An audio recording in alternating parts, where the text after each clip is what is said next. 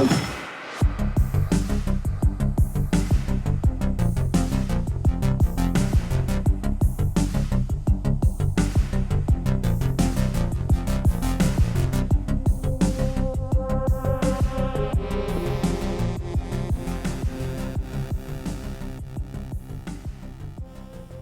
Hello, everyone, and welcome to Spelunkers, a game exploration podcast. I am Tom, and I am joined today by Ryan. Hello. Tyler. Hola. And Chris. Best for last. And today we're running through the first half of inFAMOUS Second Son. Before we jump into it, we want to thank a bunch of the awesome community members who have done something special for us. First, we have Nubby, who has done our intro music, and we will have links for his Bandcamp in the description for this. And then we have the fantastic Hugo, who did our cover art, which is just super awesome, like Phenomenal. Chef's kiss. great. Wow. And he's on. You can find him More chef's Instagram kiss at ever. Hugo2Pixels, and we'll also put that in the description. And then finally, we have Flaming Queso, who did our outro music. We want to be very community oriented as we go along. So if anybody feels they want to join us, send questions, comments, just be a part of what we do here. Join the Discord. Yeah, we have a Discord. We'll put the link for that in the description as well. Or they can email us at spelunkerspodcast@gmail.com, or check us out on twitch.tv/spelunkers. And we also have YouTube as well. Mm-hmm. And to be clear, you don't have to make art or music for us to be part of the community. You can just join. No. It You would can be just talk to beneficial us. though if you did. Yeah. If we do a game that you're like super into, who knows? Maybe you can come and join us on our little discussions. Why not? The more the merrier, right? Anything can happen here. So Oh, hold on. Yeah. I'm getting a call from corporate. They said no. That can't happen. Ooh, Oh, no. we got to cut that out. Doritos wants to start sponsoring us. Only if it's the spicy ones. Mm. Before we get into it, what is your everyone's kind of history with the inFAMOUS franchise? Tyler, why don't you go first? I have no history with this franchise other than playing this game. I did not play them on PS3 at all. I played Second Son when it released on PS4 back in, what was it, 2014? 2015 when it released? And I just, I super loved it. I played it back to back to back, like immediately. Good playthrough, bad playthrough, but I haven't touched it since then. So this has been a trip going back and reliving this experience. But I was always interested in going back eventually, and I know they have the other ones on PlayStation Now, I think. Mm-hmm. And I just never really pulled the trigger on it. That'd be cool if they remastered them, though. You know what Oh, I'm saying? Could you imagine? yeah. That's what I'm Yeah. saying. Ryan, how about you? I imagine that all the time, Panda, because inFAMOUS is the reason I have a PlayStation. I remember getting the inFAMOUS 1 Game Informer issue and being stoked to play that game to the point where I got rid of an Xbox and picked up a PlayStation 3 just for inFAMOUS 1. Fell in love with it. 2 is probably my favorite of the series. This one I played good all the way back in the day around launch. I got chunk way through an Evil playthrough and then fell off of it. So coming back to do an Evil playthrough has been very interesting, and I'm enjoying the game more than I remember I used to. Okay. Which is good. Chris, what do you got for history? History, I've played them all. I played inFAMOUS 1 and 2, I think, at the same time because I got a PS3 a little late. And it was very jarring playing them right next to each other because 2 is just leaps and bounds better. But this one is even better than that. It is amazing how well this game holds up, but we'll get more into specifics there. Mhm. But this is the only one I've gotten the platinum in. I've done evil and good on all of them, but there's some weird trophies in those first 2. But I love this series, and I hope it comes back, even if it's just those remasters. I'd love to play 2 again. Oh yeah. Yeah, and I pretty much played these as they came out because I'm old too. But yeah, I mean, it was a great game. You can shoot lightning in the first couple. What game don't you want to just run around and do that? outside like Star Wars and being evil with Force lightning. It doesn't happen that often in a game, so I was hooked. Like, these games are fantastic. I know a lot of people have weird hate for Second Son, I think. I don't know why. Yeah, it is weird. But it is a fun game, and it's cool now, especially since we're doing it after doing our Ghost of Tsushima dive or game exploration. And, you know, there's a lot of stuff that you can start to see happen. I'm just going to bring this up right away. You can tell, like, in the focusing for the camera. It happens a bunch in Infamous, and you can see where they kind of got the picture mode for Ghost of Tsushima by doing the two little, just all the camera focuses, and I thought that was really cool. So we'll just hop right into the story, and then, you know, discuss as we go along. If anybody's got anything, we'll just chime in.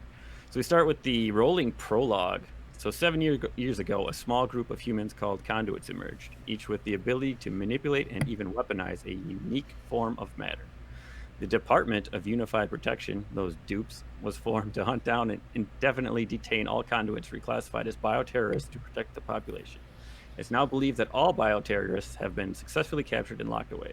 As a result, the Department of Unified Protection is being phased out, with military assuming oversight of all imprisoned bioterrorists. Today, the first military transport of bioterrorists leaves the DUP detention facility at Curtin Case Station, headed for an army prison in upstate Washington. It will never arrive.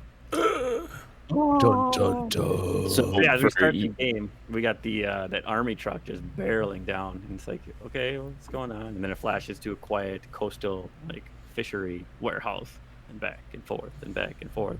So coming into it like right away, it's kind of interesting because you're like, what the hell's going on? I mean, they tell you that it's not going to make it, so it's like, okay, if you play the other two, you kind of know where it's going.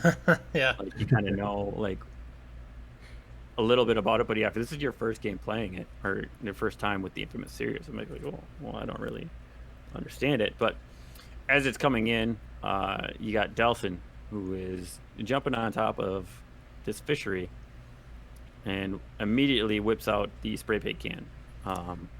Such a to bad start boy. So evil. Like, he's really fighting the power with that spray paint can. But at the time, He's super cool though. Yeah, he's wearing like 4 layers on They top. established that right off the bat. Lots of layers, lots of cool buttons and zippers. Yeah. Like, he's a cool Denim guy. vest.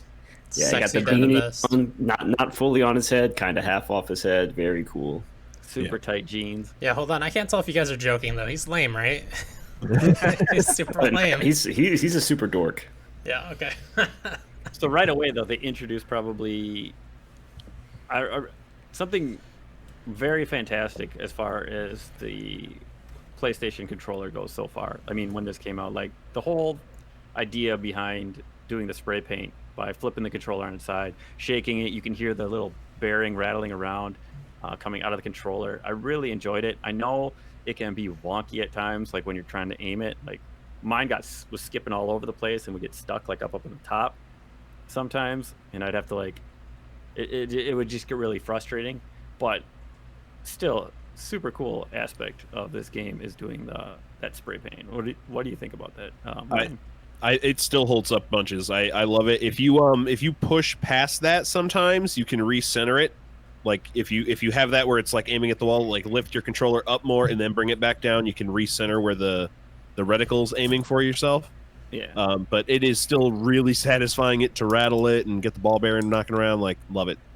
Yeah, I find myself, just you don't have to shake it, but every time I just shake it just to hear that bearing just rattle around. Like, yeah, come on, fire it off. What do you It's think? so upsetting though, going back and doing that all over again and remembering like, oh yeah, they use the touch controls like a lot in this game, and like just that touchpad in general, and just seeing how like pretty much useless it's become in the last 6 years. The map. Yeah, but then you Tsushima.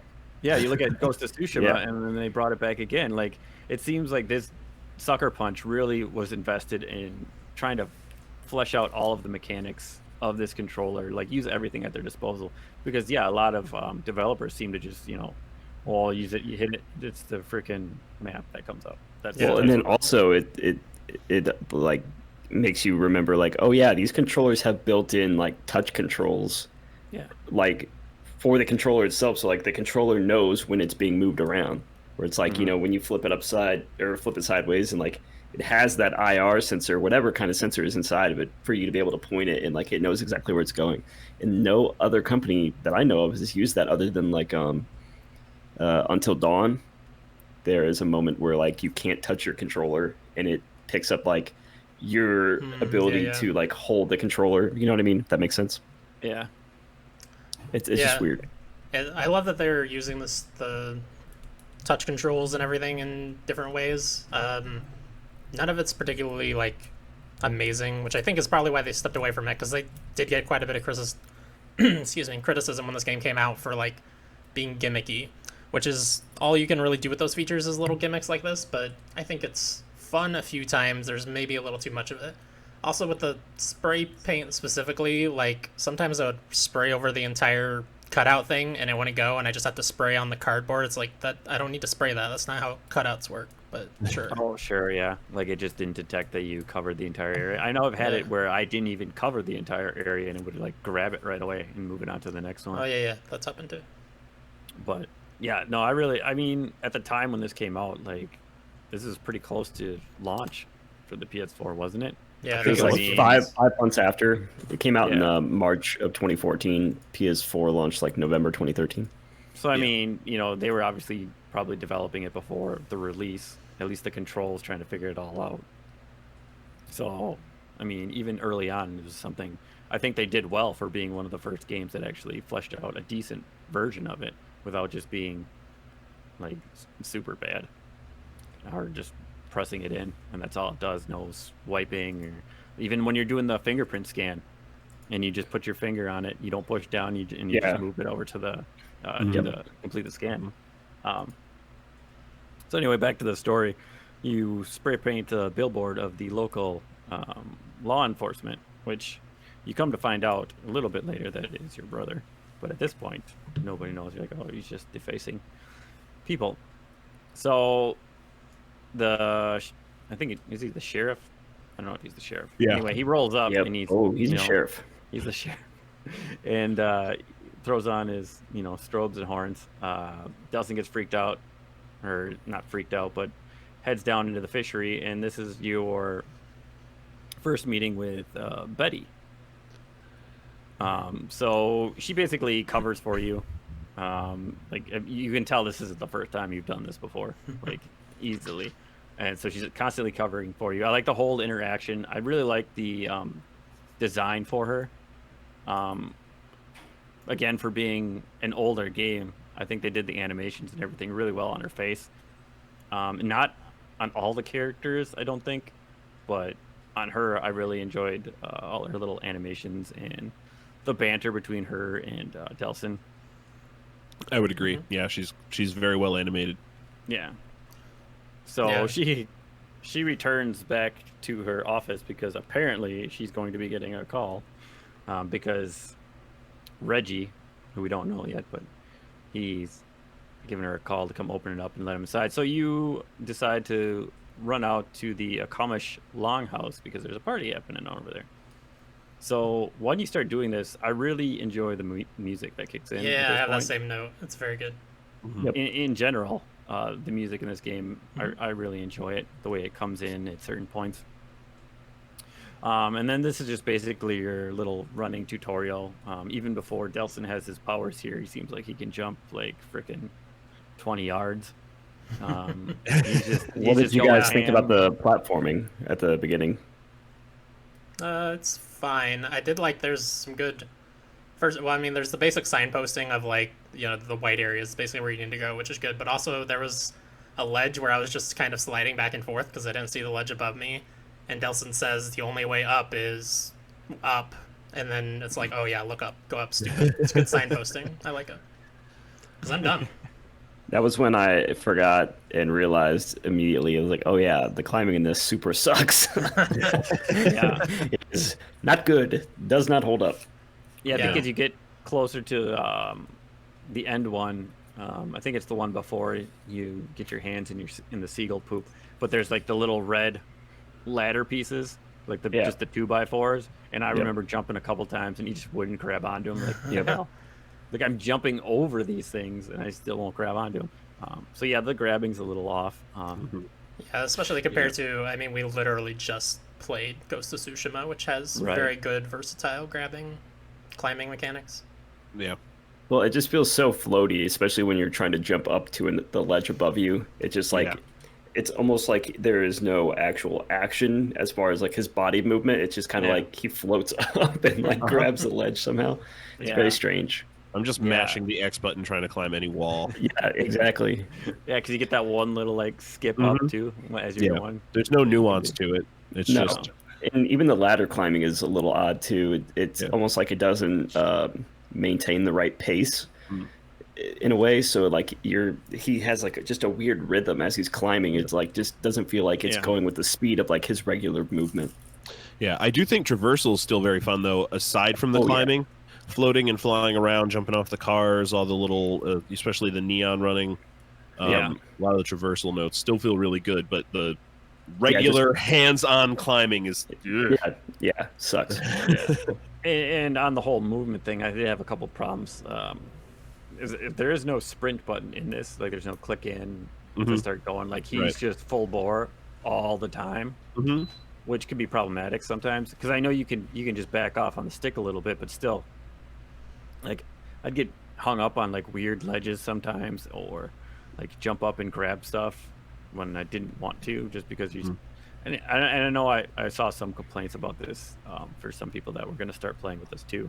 That it's just I don't know, that the whole traversal was a little wonky, but I mean overall it was enjoyable. I mean, after you get past that, it's not a big powers, deal. He moves like a weirdo without his powers, so it's like in a way it almost feels like intentional, like they make it feel almost uncomfortable.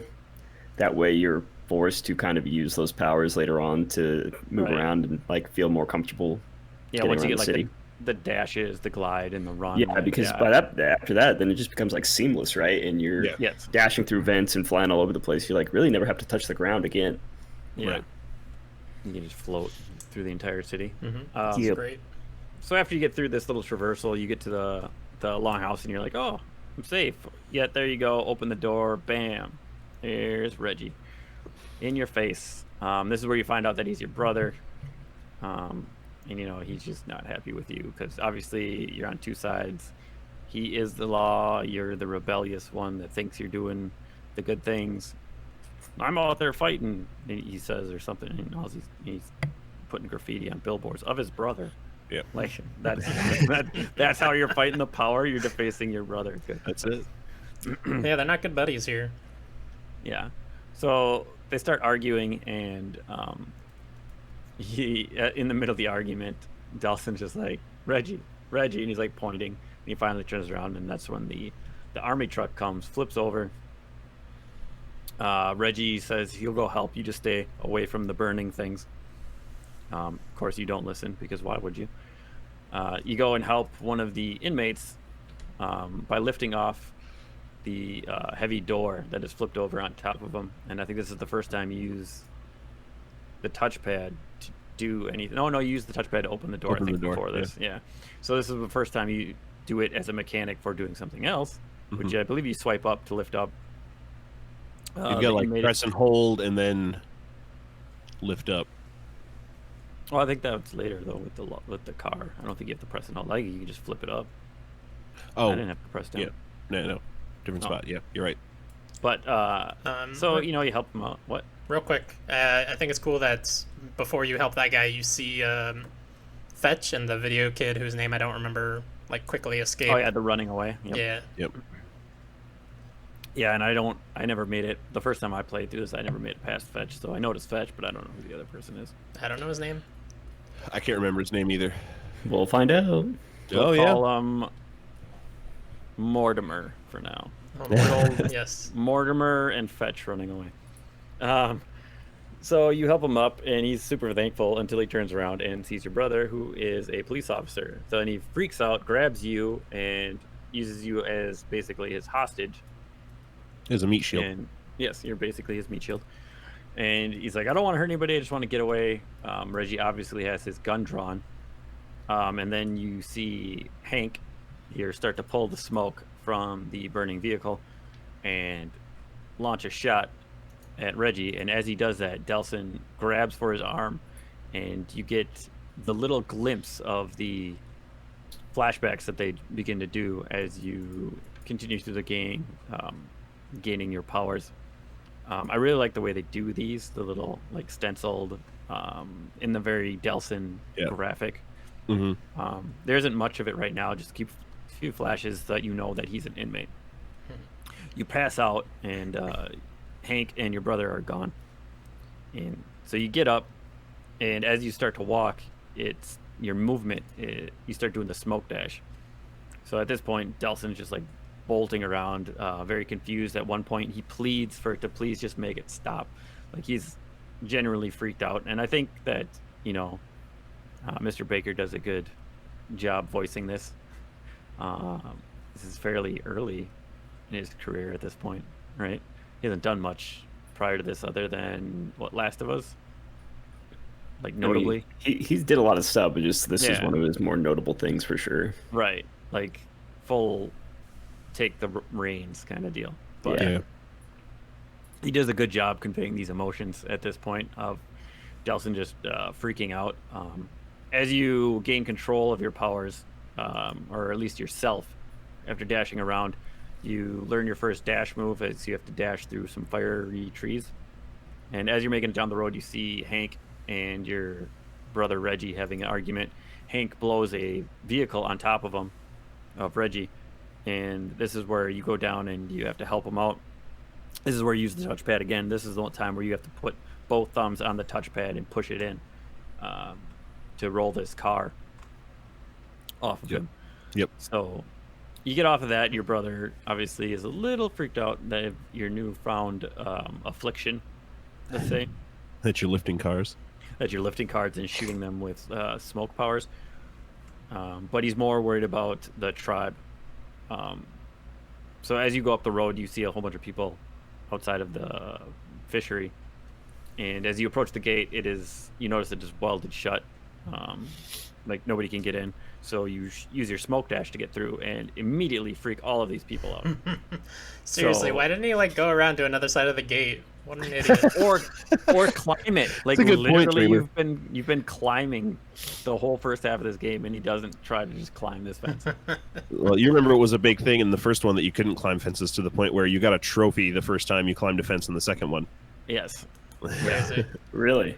Yeah. So this series has a thing with fences. Weird. Real quick, we already went past it, but did you guys remember Delson's power? Because I forgot that he was just like, his conduit power is taking powers. I thought it was like smoke, and then he gets the others the same way that Cole does in 2, like just by bonding or whatever that was. Yeah, this is where Borderlands got it from for Borderlands 3. No, I remembered. I remember that it was sponge, essentially, was his conduit power. Yeah, it's a cool idea. Yeah, it's a great way to give us more powers in one character. And expand like the moveset, moving past Cole. It was a good way to broaden what the game could do and give for us experience-wise.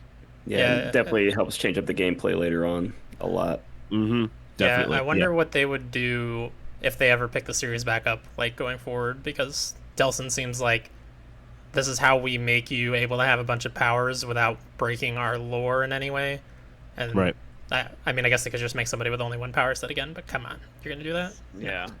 Bring Cole back. Or they make a multiplayer co-op game in which you just play create as a your person own with one conduit. power. Yes, and then you have your own power, and then you have your team. I think that's called DC Universe Online.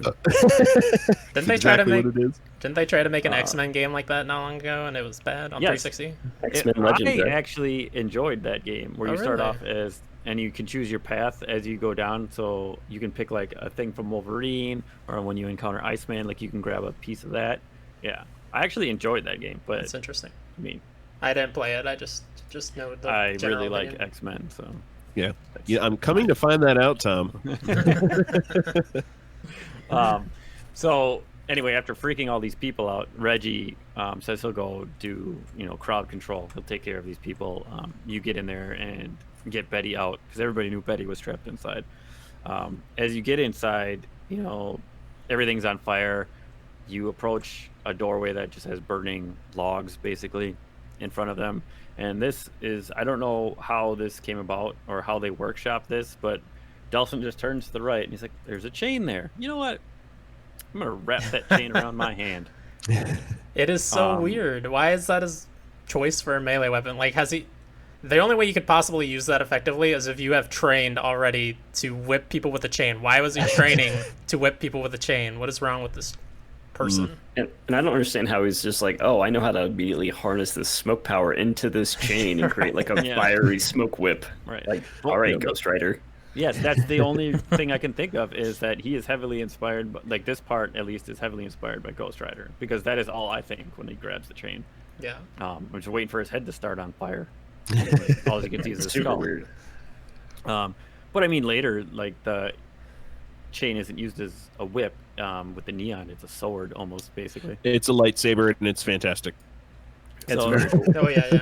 Anyway, continuing on with the smoke powers. You break through all of this. You tell Betty that you're coming. As you get through the last door, you can see Hank's in there. Hank's like, I didn't know anybody was in here. Like, I didn't do this maliciously. I did it to make a distraction. So he's not like trying to hurt anybody here necessarily. He just knows who's coming and he wants to get the fuck away.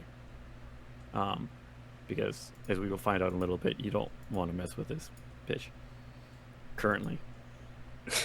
Oh, yeah.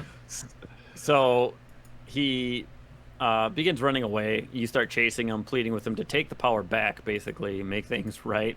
And then after a couple like dashes as you're chasing him, he's like, well, at least teach me how to use it. He's like, I don't have time for that. He's like, I got to get out of here before she shows up. So you continue on. Eventually you start fighting him. It's pretty much just dash and melee at this point. Until you get to the door and he runs out of the door and it says he's getting away. So you basically break out, and then this is your first encounter with Augustine, I believe her name is, right? Well, we also skip past the part where he grabs a hold of his arm again, and he gets the entire flashback of like what this guy's deal was inside of, that DUP prison, and it's pretty wild. And you almost feel like he was kind of a piece of shit person, but you almost feel kind of bad for him, and like what they did to him, and because what you find out Augustine later person is. Yeah, because what you find out later is that's not how everybody was treated in this place either. Yeah, Like, exactly. none of them were treated good, but some of them were like they tortured this guy. Oh yeah. Like, because he was using his powers he was robbing banks and stuff. Yeah. And then that's how they caught him, and then they would torture him, basically. And then we'll get to some of the differences before or later. But I really like how, like we touched on it earlier, how they do that flashback, and like you kind of get the whole big picture of like what this guy's backstory is. And I love the art design for those little like almost like comic book sketches, and it reminds me a lot of the stuff in Ghost of Tsushima when you do some of the mythic quests or the mythic tales. And there's like a lot of reminiscent things that happen between both these games. Yeah, that definitely enjoy that kind of illustration style of telling the story, and I'm all for it. I think it's really cool. Yep. So as you bust out of the fishery, this is your first encounter with Augustine as she begins to encase Hank in concrete until he's completely covered in concrete. Good times. At this point, I haven't made it past this or to see Hank again. I don't know if he's dead or not at this point. He's fine. I feel that'd be hard to live out of that as how are you breathing, but I don't know. I guess you don't see the front. Maybe there's an air hole. Maybe like just around his mouth, and maybe she popped it off of his chest a little so he can still breathe. I don't know. Who knows what's happening? Probably dead. Probably. You're very optimistic, man. I mean, you never know in these games. Weird stuff happens. Hey, I'd like to believe if I get encased in stone someday, I'll live. That's what it comes down to. I mean, it worked for Han Solo. True. It's that true. was carbonite, though. Damn. But he was completely frozen. Like, And once again, it all comes back to Star Wars. I know. Right? You know, I mean, that's how I feel this whole thing started anyway with Infamous is the Force lightning. So, Good point. so as you come out, Dawson's like, "Oh, don't worry. Yeah, I saved. I got that dirty conduit. I saved you all." And Augustine looks at him. He's like, "No, he's a bioterrorist. Only sympathizers call them conduits." And she starts to approach you. She's like, "You seem nervous." I remember him having, I don't know a lot about this dialogue, but I remember saying, well, sometimes I get nervous around pretty women. Yeah. Really? Like, he knows, like, after he said it, like, okay, that's not going to fly. Like, she knows that. Yeah. Like, that whole part is so stupid when she's like, you seem nervous. Like, yeah, dude just ran out of a burning building with a dude who has smoke powers. Like, yeah, he's going to be nervous regardless of whether he has powers or not. Like, And shit then you was come popping out. off back there. Yeah, I know. And then you come out, and she's basically, like, encasing him in Encase this cement. guy in stone. Yeah. It's Like, okay. if I came out and I saw that, she'd be like, Yeah, I agree.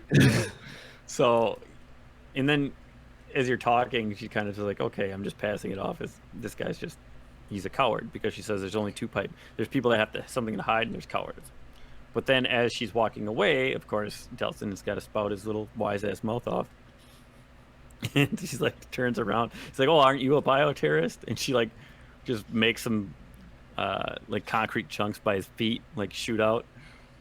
It's like, "Oh, okay, I was kidding." And then she's like, "And now I know you're not a coward, so now you must be hiding stuff." So then she starts doing the little bone concrete stuff like inside his legs, drops him to the ground, and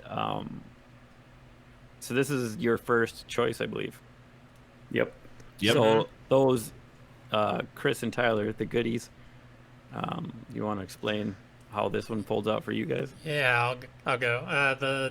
So this choice really doesn't matter. You tell her, yeah, I'm a conduit. I suck people's powers out. I just suck the smoke guy's powers out, and she just calls you a fucking liar and does the same thing as in the bad version. Right. Yep. So it's just setting basically the path that you're going to follow. Yeah. Because when you do it, you tell her to piss off. So Yeah. then she's like, okay, well, now I'm mad. So then she starts walking over to Betty. And, Poor she's Betty. like, well, I hope you're not as stubborn as your friend here. And she's like, she tells you how, like, this concrete or this stone doesn't do well on brittle bones. And she just, like, clasps her hand. And you don't see anything happen, but, you know that she's doing something to her, and she just collapses to the ground. And you pass out. And then you wake up in the longhouse, which has now been converted into a hospital. But, you're looking at your body, you're miraculously healed, just kind of dumbfounded. You wake up, and this is your first encounter. If you haven't played the other games, a lot of how information is delivered to you is through this newscast. Yeah, which I love. So you wake up, and I think they're doing an interview with Augustine. So it's not a lot, just telling you like what happened there and their lies. As you walk around, you can see people and X-rays of like there's people in hospital beds, which is like huge concrete limbs. You can see some X-rays where it's just like fused to the bone. There's rocks like popping out of your arms. You can see several books as you walk through titled "The Thievius Raccoonus," which might be. They like that book. Yeah, and there's different volumes too. It's not just like volume Oh. 1. There's volume 2. I think you can find 3 volumes. They're just laying there. It's just something to look at. Nothing you have to do.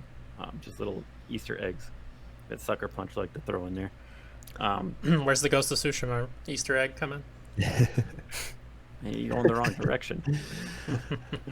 Maybe an infamous third son. Oh god. Fourth son? I don't know.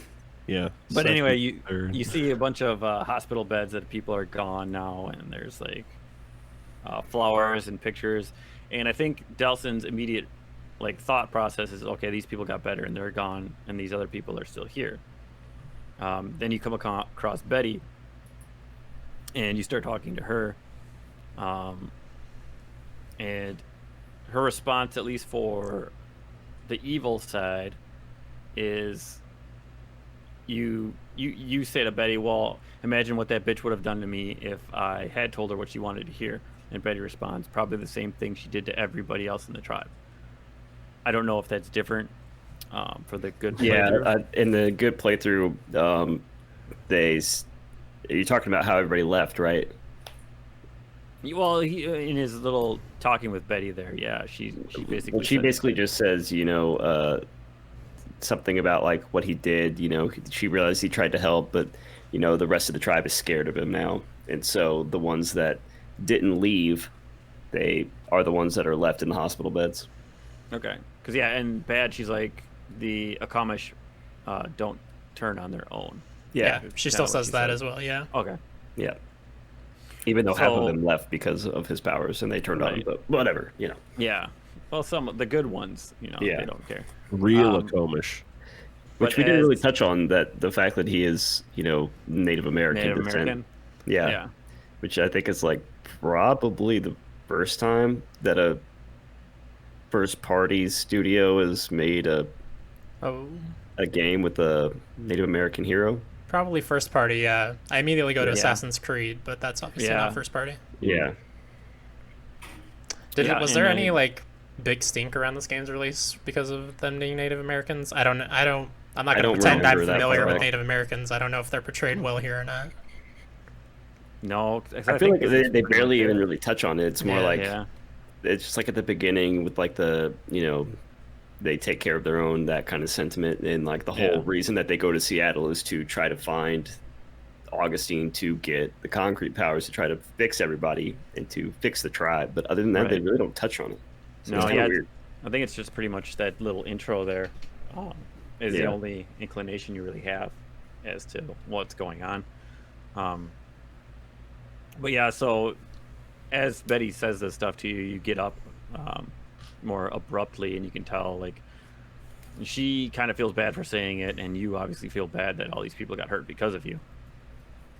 So you start walking out to get the rest of your stuff just to head out, and Reggie pops up, and as you guys are having your little conversation, he goes about, oh, you're not using your new powers in here, and he makes a joke about there's no smoking in the longhouse. And he's like, I wouldn't want to impede on these people's getting better. And he's like, these people aren't getting better, they're dying. And I think this is where you find out you were out for, I think it's like a week is what you were passed out for. Yep. Because he's like, doctors came, that's what they said, they're like, there's no way to get rid of this without the actual powers. So this is when you can see the gears start turning in his head. He's like, well, let's talk about it in the truck on the way over. And Reggie's like, you don't have a truck. Oh shit, it's my truck. Yeah. So he realizes that now he is roped into helping his brother, which, I mean, at this point, why wouldn't you help out your brother in this scenario? So he's doing what a good brother would do. So now you're driving, you're headed towards Seattle, and this is the first pickup that I had, that on the radio, of course, you're going to Seattle, is playing Heart-Shaped Box by Nirvana. And I thought that was a really good little touch, just because of where you're heading and how big Nirvana was for Seattle. I mean, I don't know that they say the time frames this happened. Like, was this supposed to be happening when it actually came out? Roughly, right? It's because it was just after the Infamous 2 ended, and those weren't set like in our world, but they were set basically in present day time frame. Yeah. That sounds right. Reality. You go back and forth with Reggie talking about the stances on bioterrorists, and then when you get to the roadblock, like, Delson's super excited, but he's like, oh man, this is awesome.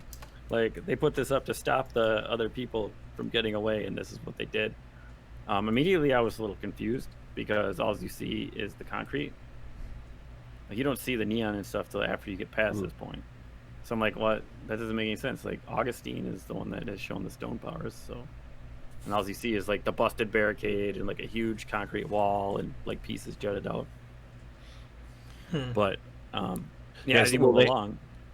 They haven't pointed out at that point that that the dupe soldiers also have some concrete powers. Oh, yeah, that's true. Good point. So it's like, I was a little confused at that. They would just, like, throw in some of the neon or those weird digital swords that pop up a little bit further. Yeah, I guess that early it is just the.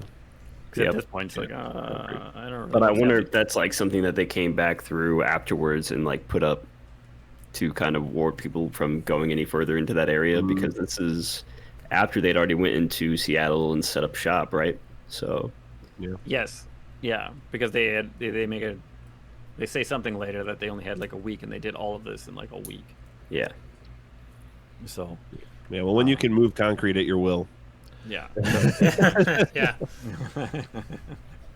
So this is your first, as you're running through, this is your first core relay that you get, which as you gain the different powers, this is how you kind of get the new abilities in those said powers.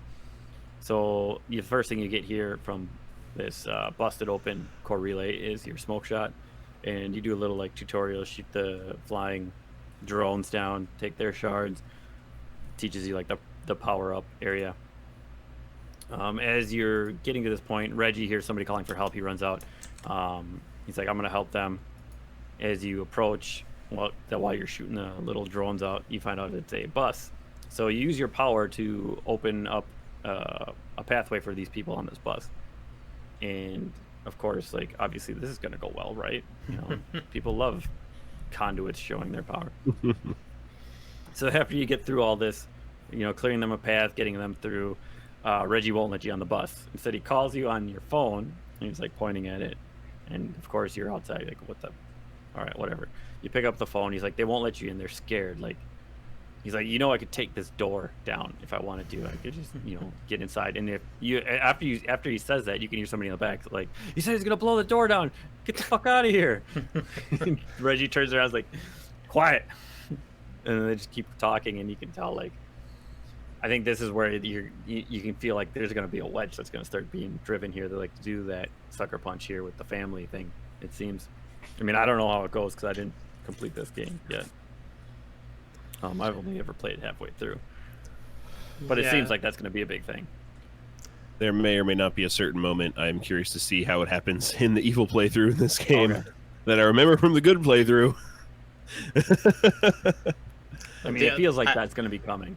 Yeah. I will say nothing about it, but the only thing I really remember from the evil playthrough is the end, and yeah, it's pretty evil. Let's leave it at that. We'll talk about it next time. Yeah. Yeah. All right. So he goes along, then you just start running. You come to a tunnel, and there's some looters inside said tunnel. And they kind of like, they shoot you a couple times until Tellison falls to the ground. And then, like, it kind of fades to black real quick, but then he opens his eyes and he's like, this healing quick's gonna come in real handy. And he's like laughing, like, even at this point, it's like a little cynical laugh. Like, he's like, okay, now we're gonna fuck some shit up. Yeah, you can tell he likes having the abilities. Right. Which is super weird too, because like he really hasn't had any time to use them. No. You know, as soon as he got him, he basically got knocked out for a week, and now he woke up. We don't know how much time has passed since he woke up, and he's like, oh, I love this, even though before he was like freaking out about it. Right. Like right when he got him, he's like, God, no, take it away. Yeah, And then he's it's like "Ooh, 30 yeah." minutes later, he's like, oh, I could get used to this. Yeah. So you wipe out pretty much all these guys, and I think another choice comes in. It's just like setting the layout further down the road is you can execute the last guy or save him, I believe. Subdue. Subdue. I Yeah. only execute, so Yeah. How would you know? You monster. how would I? I'm just a murderous bastard at this point. As if you had watched our streaming, you would know. Yeah. I accidentally subdued one person and decided to murder an entire city block to make up for it. So even though I'm playing on a good playthrough, like I still murder that dude. What? You can always make up for it, right? Yeah, I don't care. Get that There karma. Oh have my been so many times God. where people have been like, "Oh man, don't kill me," and I'm like, "Bah." Jesus. So I wouldn't know anything about that. Oh yeah, okay. Morally gray it's panda. a good playthrough. He was a bad guy. The ratio's mostly good. Yeah, exactly. He's still human, you know. Judge, You know, jury, and the executioner. Twitter thread is trending positive. So after you subdue or execute this man, you run a little farther down, and there's a big boom, and you get dust flying at you. Come to find out that as you get to the end here, the entire bridge is just decimated, like it's just ripped apart. Kind of pans out, nice little cinematic view. Helicopters flying over. It's a good scenery, like just getting it going, because you're still not in the city yet. Once you get in the city, it's fairly contained. Like a lot of the stuff, at least that we've seen so far, looks the same, aside from some of the waterfront parts. So this is, you got a bunch more core relays you're running through. You get your hover power, you get the jump off the car power, the dash you get as well. So you're just traversing this whole area, which is pretty fun. I like the jumping mechanic and moving from car to car, doing that boost jump more so than I like climbing up buildings. Oh yeah. Yeah. It definitely feels a lot better doing the aerial traversals. Yeah. Which I really liked in the first two games too, because you run, jump off a building, and you can get your hover up, and you're just like shooting the lightning out behind you, just like rocketing across like the cityscape, which is a lot of fun. Yeah, I remember in Infamous 1 having problems with the traversal because I don't think you get that until pretty late. You're doing a lot of the basic gross climbing. Yep. And that came out like right around the same time as Prototype, which actually gives you some cool traversal pretty quickly, even though Infamous, I think, was the better game overall. Yeah, I think those were the two head-to-heads at that point, and Prototype came out on everything, and Infamous was just the standalone. Obviously, the story for Infamous was better. There were some other mechanics that Prototype did a lot better. Yeah, I think the first games are pretty evenly matched in terms of like reception, but then the second games, it was no contest. Yeah. Yeah. But both games were really fun. If you haven't played them, I recommend go and play the Prototype games. Those are super fun games too. I never beat them, but I definitely dabbled. Oh yeah, you don't need to bleed. The story in that's like the story's trash. Yeah, that's just running around destroying stuff. I mean, that's the fun part. Yeah, it was fun. So as you're traversing, you see the bus. Delson kind of freaks out because as he's approaching it, it flips over the top of part of the bridge that's collapsed. And even though as you get there, so there's like 10 seconds of him being worried, and then you see Reggie like just hanging, trying to make a jump, and doesn't make it, and he's just hanging. You just run down, give him a hand. Yep. grab his pitching arm. I like that little comment because as you're in the longhouse, you pass the trophy case for the baseball too. And that's like it was a really weird thing that I was like, okay, so the Amish like to play some baseball. That's cool. But that's like the only thing, and then he mentions it a little bit right there. So it's nice that they put that little backstory that they actually pull into. So at this point, you've made it to the city, and you have to pass through one of these little checkpoints. And of course, Reggie wants to just try and do it. You want to just like, I can take these guys. Did you see what I did on the bridge? You jumped. You did a bunch of jumping. I can take these guys. You broke some rocks. Yeah. Broke some rocks. I did some jumping from car to car. I could totally take on these fully armed like guards. You shot some non-mobile, non-attacking drones. Yeah, some drones that just flutter around. But he's all gung-ho. He's like, yeah, let's do it. And he's like, fine, we'll do it your way. So you go up, and of course, you got to sit and wait. And then you get up. This is where you do the touchpad, move your finger over, which was fun. I mean, it's like a little thing, just like gimmicky, yes, but, you know, it's a little side note that can differentiate from games. So you do that. Of course, you fail. And you see Reggie, who does like a hip toss to one of the guys. It's like, run! And you're like, I'm not going to run. He doesn't even run. No. He'll sit there and start shooting. Yeah. He's like telling you, take cover, don't sit out. And he's like, you're like, don't tell me how to fight. It's like, well, he has police training. I mean, you should listen a little bit to him, probably. Like, somebody trained him, and you're just going to be like, no, I am Ghost Rider. Yeah. I think this is also the first time you encounter people detained by the DUP agents, and you can, swipe on the touchpad to break off the door to let them out. No. You shoot a rocket at it. And you guys do. Yeah. I just leave them. I don't do anything with them. I let the people just sit in there. Oh, but you get evil if you like go up and do your R2 big blast and knock the whole thing down while they're still inside. But it feels more evil to let them suffer. Just rot. You are ending their suffering. I am prolonging it. That is evil. Tomato. My favorite thing that the people in the cages say, because they have like weird little phrases like let me out, but one of them says, "I've got a dog to take care of." Like that's gonna do anything for the DUP. All right, you got me. I'm gonna open the door for you. Yeah, open the door like, you go take care of that fucking dog, man. I'm probably shitting all over your house right now. and then as he's running, that's when you kill him. You're like, he's my dog. Man.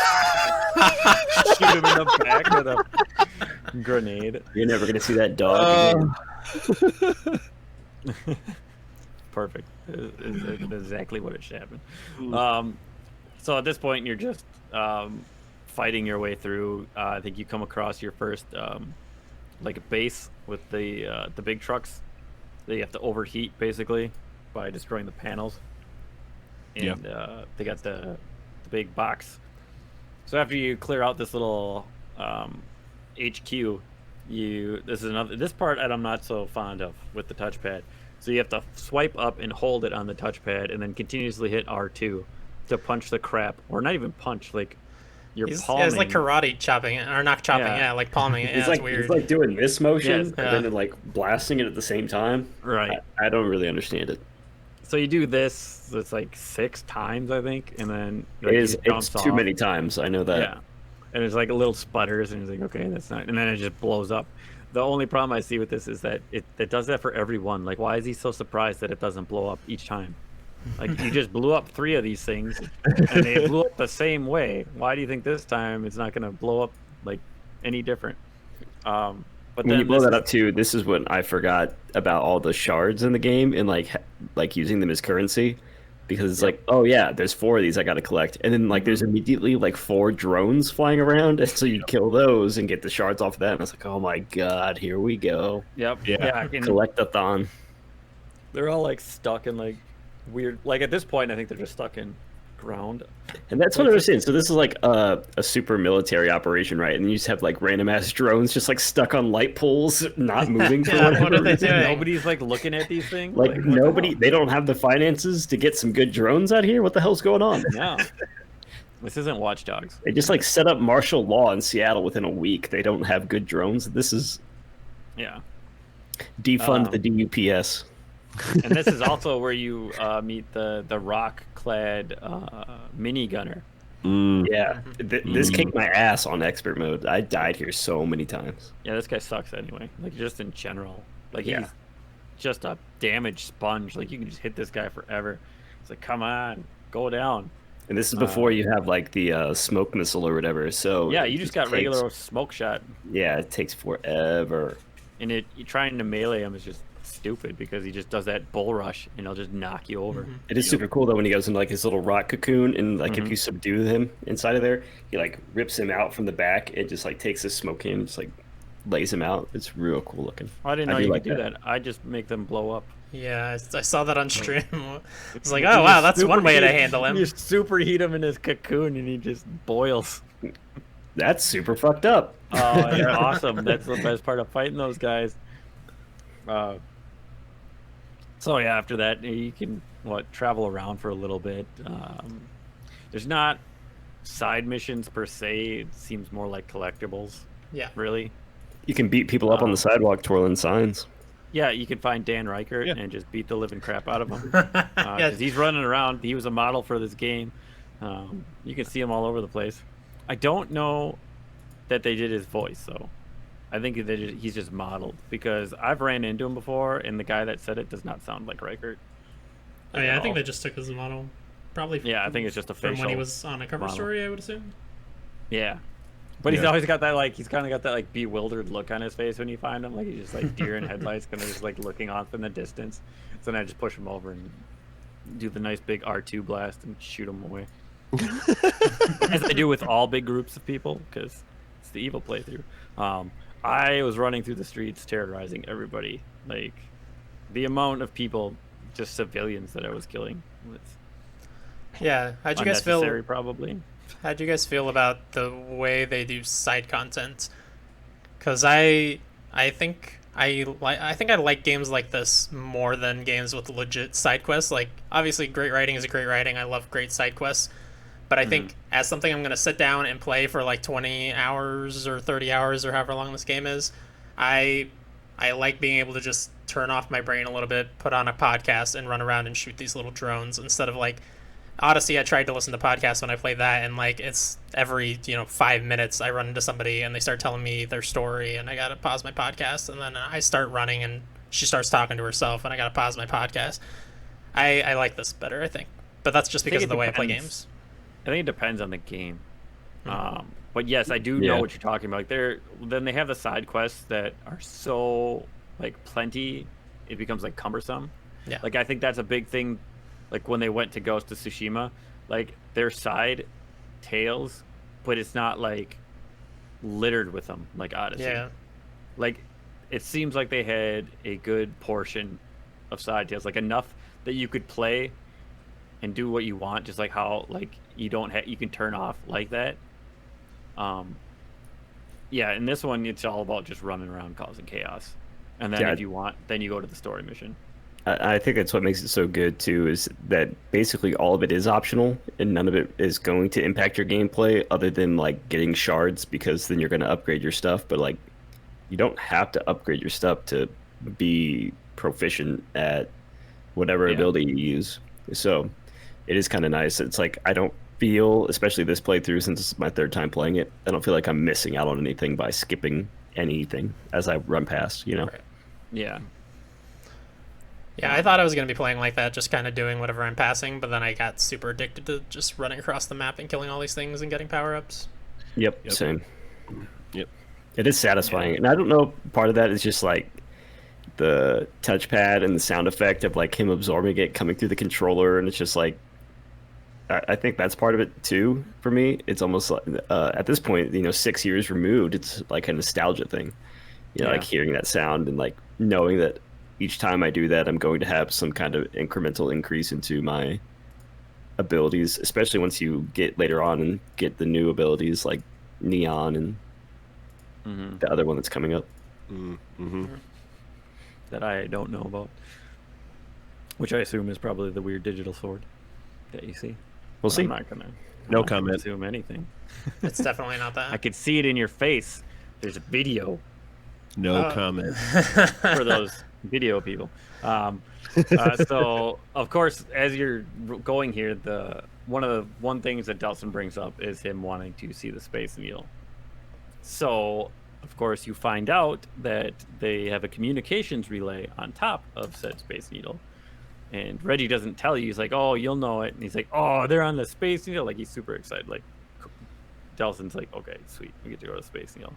So climbing up this definitely felt a little better than the beginning traversal, but I still had problems where I would jump onto some of these panels going up the Space Needle and then jump up again and he wouldn't do anything. Yeah. It is also a little unnerving when you jump off the side and you have to do like the float to kind of go around and then grab like this little 2x4 like platform. It's like, oh my god, I hope I grab this, even though there's no fall damage. It's just like, you dread making that climb again. Like, oh god, I do this again now. Luckily, once you get so far, there's a vent you can just shoot in, pop up to the top. There's a bunch of guys running around. You take them out. You try using just your regular power to hit this anchor point to kind of drop all the communications relay networks, like all the array.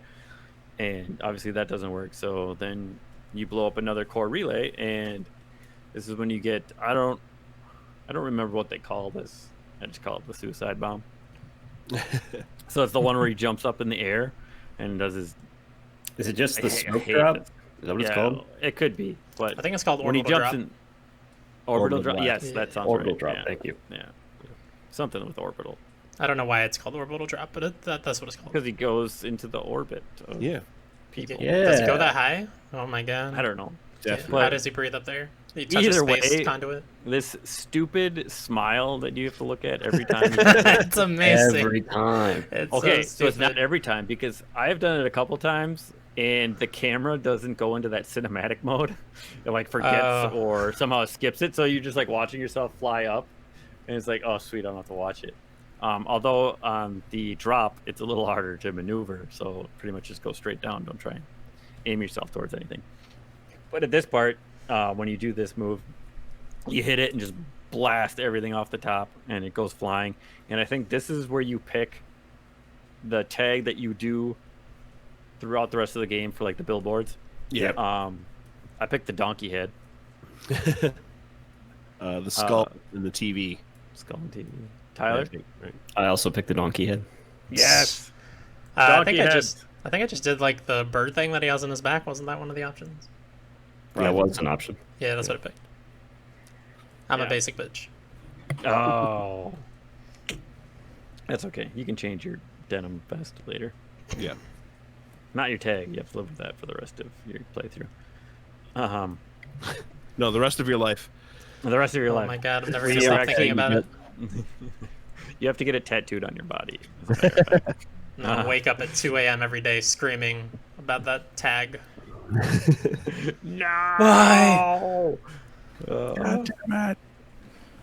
So after this is when you begin your meeting with Fetch. You don't quite meet her yet, but Reggie calls you because you are having him track people down to help you figure out where Augustine's going. You're at this point you're trying to see if you can get your powers from other people because you couldn't from the regular soldiers.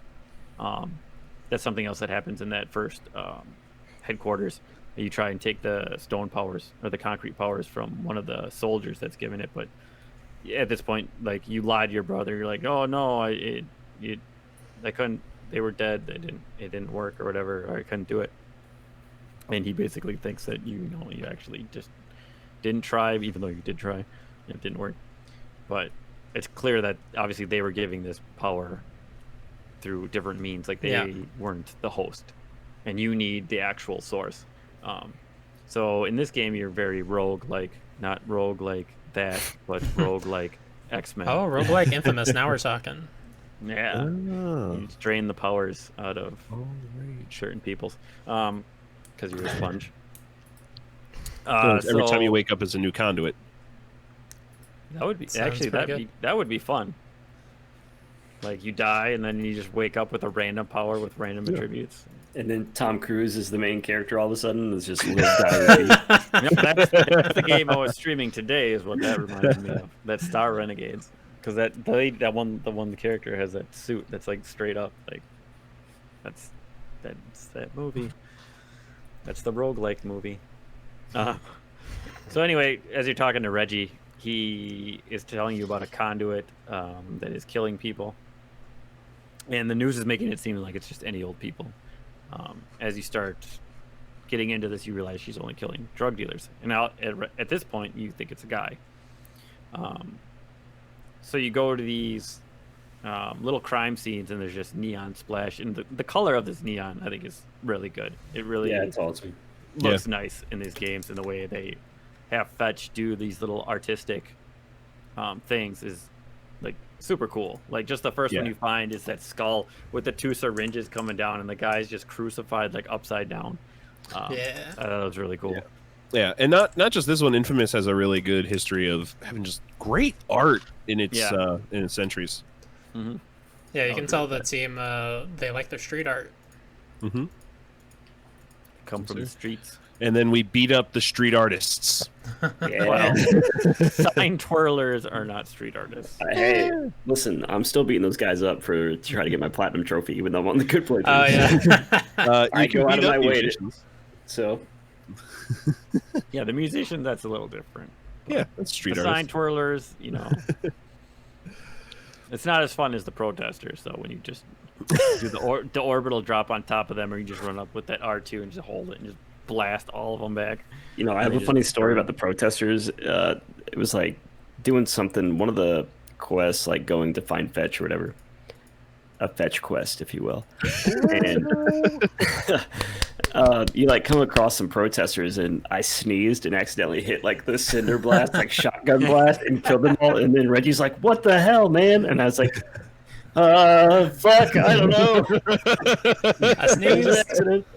Whoopsie. And then I think Delson is like, he's like, hey man, they came at me first, or something like that. Yeah. Yeah. Yeah. Yeah, Oh, I I think remember that that happened. Yeah. I remember that happening. That's like the first time you come across the protesters. I think. Yeah. And then Reggie's like, they have a right to protest. It's ours. Yeah. they have the freedom to voice their own opinions or something like that. Yep. Yeah. Yeah, if you don't kill them all, he's a little Yep. more restrained. Just says like, "Oh, those guys sure are rude" or whatever. I don't know. Not very memorable. Not as memorable as murdering them. Clearly. Yeah. So you take.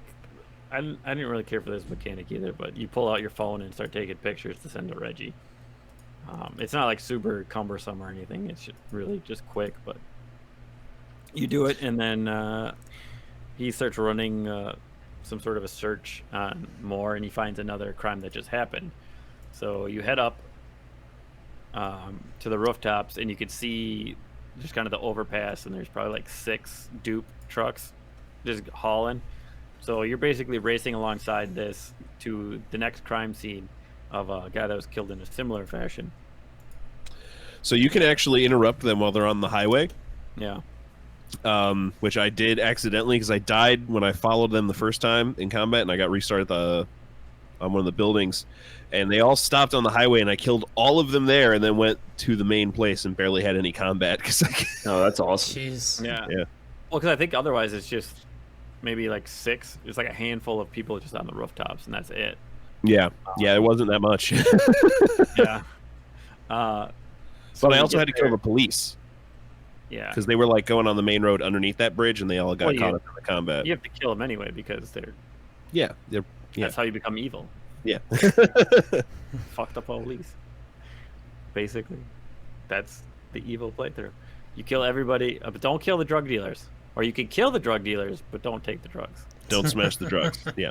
Just leave the drugs. Leave the drugs on the street. You actually pick the drugs up and stand on the corner and start handing them out. Like, yeah, there you go. There you go, kids. They're free today. You Come find and them get in this elementary school and just sprinkle it all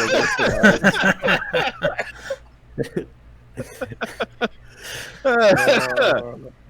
So you make it to this crime scene, which is a drug dealer. This one isn't as fantastic, I think, of a display. This is the one that's kind of like off the fountain, right? It's like shooting up. Oh, I like that one. I like that one actually like more than I like the Skull and Crossbones one. Okay. So there's just a handful of whatever's left of the dupes there. You kill them, and then you got to find the drugs. As you're going to grab the bag of paraphernalia, Fetch starts shooting her laser beams at you. You begin chasing her down. She's up behind a billboard. At this point, you chase her for a little bit, but obviously she's super fast. She's got the neon run going on for her. And eventually you just give up because Delson can't run very fast, and neon's a lot faster than the smoke, apparently. Yep. So you return, and this is when you realize that it's a woman, because obviously she has bras and panties hanging. She's got these giant heeled, like, zip-up boots. Copy of Jane Eyre, which I think they reference. Yeah. I think, I mean, that was kind of weird to me, just something that hasn't aged well in the modern day of, like... Agreed.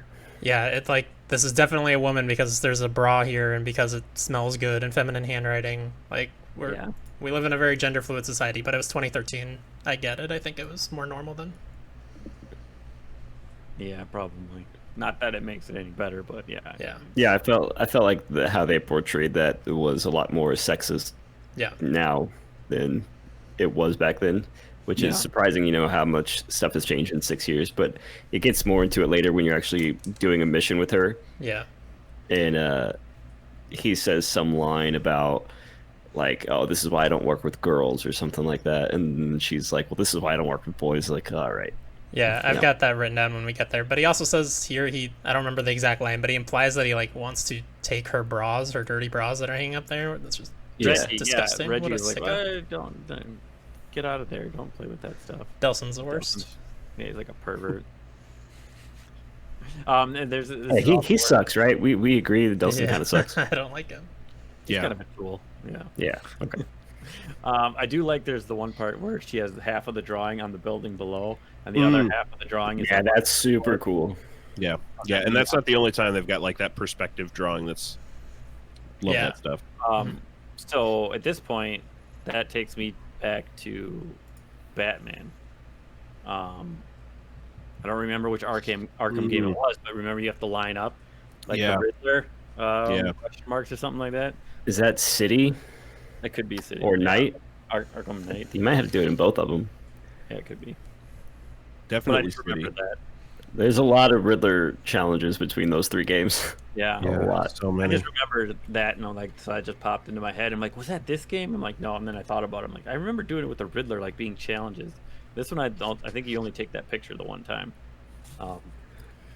So, yeah, you find out who it is. He runs just the name. Reggie ends up running just the name Brent, and I think he takes that little picture of the profile that she did, and runs it through, and you end up finding out that he was a drug dealer. And this is where you comment like, well, she's got a thing for drug dealers. At this point, obviously, you don't know that it's her brother. Right. Because he only was busted like once, I think. Yeah. For it. So you end up going to the actual where he died, the crime scene, which apparently is just locked up forever now. Because Yeah, that was super weird. It was Yeah. like back underneath the building through a chain fence or something like that. I'm like, yeah, I don't know. Like, did she just do this since escaping, or has this been here since before that? Also, when you see the picture of him and then you realize like her drawing of him in the neon made absolutely no sense. And it like why was part of his face on the ground and the other part was on a billboard and you had to match it up? Like what was She going on? just, like, she was just leaning against the side and she was just like drawing, not caring where it was. Yeah. Like, that's the only thing I could think of. Like, she Yeah, was that just would make kinda- sense, I guess. But this is the part I think when you get to there's the drug dealers and you kill the drug dealers and leave the drugs. Like, this is the first time I think that I met the drug dealers. But then you just shoot, you smoke dash through that little gate, and then this has got that cool like Brent vortex Yeah. going down the middle.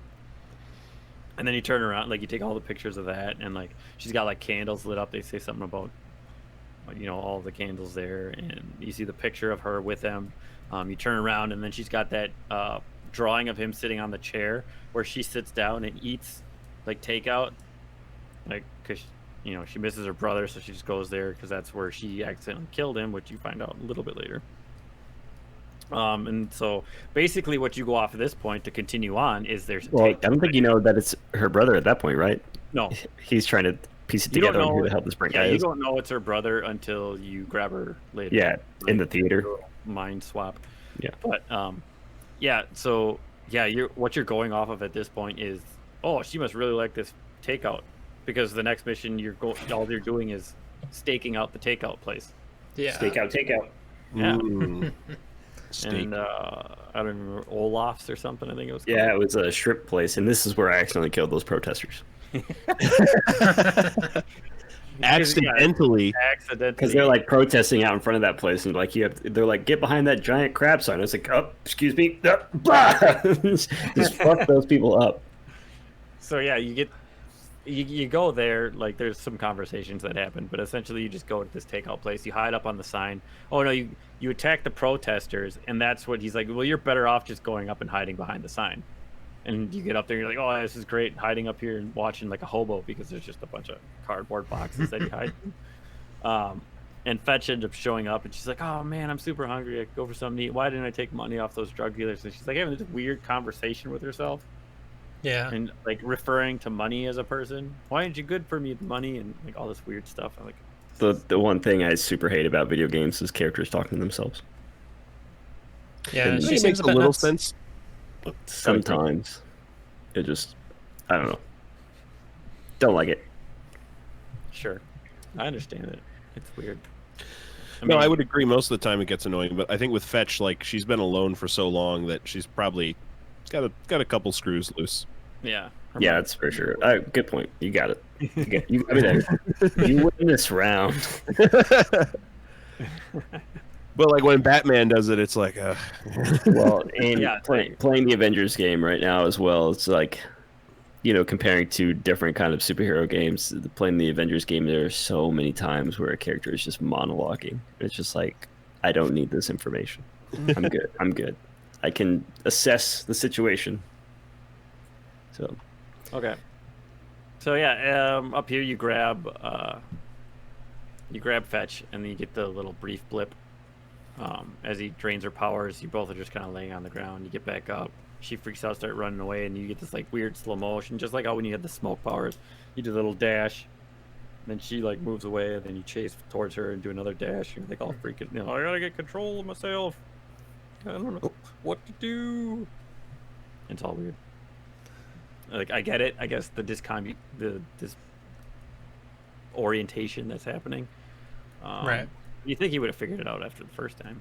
Like, yeah, but I mean, different power set, right? Run around like just imagine just like randomly turning into like smoke and going through vents, and then like all of a sudden you're a giant glowing or a fast glowing man like running up buildings. That's like completely different feeling, I would assume. Also, it's only the second time it's happened, so it's not like he could guarantee that it was going to happen this time until it did happen. That's true, because he never knew. It was just that's what they were hoping would happen, is that he would be able to take their powers. And we're gonna hit back on X-Men here with Rogue. Like he didn't know that that's what's gonna happen. Like that he grabs, like just touching the skin, he starts to drain it. Yeah. Right.